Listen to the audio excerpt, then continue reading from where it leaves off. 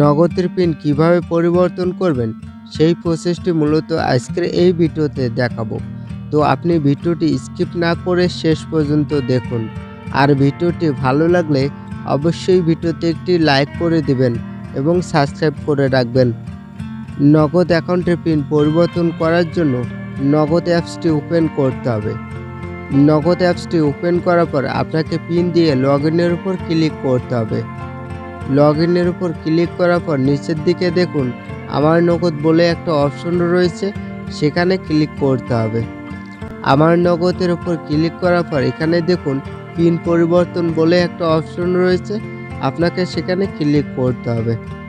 Pin পরিবর্তনের উপর click করার পর এখানে দেখুন বর্তমান পিন, তারপর নতুন পিন, এরপর আবারও নতুন পিন দিতে হবে। ওকে, এখন আপনাকে বর্তমান যে পিনটা ব্যবহার করছেন সেই পিনটা আপনাকে বর্তমান পিনের জায়গায় টাইপ করে দিতে হবে।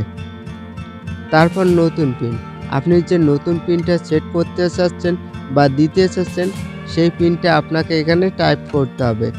যারা এখনও পর্যন্ত ভিডিওতে লাইক করেননি তারা প্লিজ ভিডিওতে একটি লাইক করুন এবং সাবস্ক্রাইব করুন।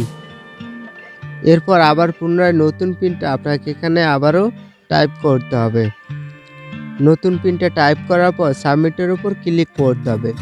সাবমিটের উপর ক্লিক করার পর দেখতে পারবেন আপনার নগদ অ্যাকাউন্টের পিনটা পরিবর্তন হয়ে গেছে।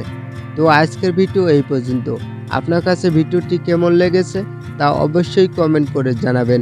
আর ভিডিওটি ভালো লাগলে অবশ্যই ভিডিওতে একটি লাইক করে দিবেন এবং সাবস্ক্রাইব করে রাখবেন।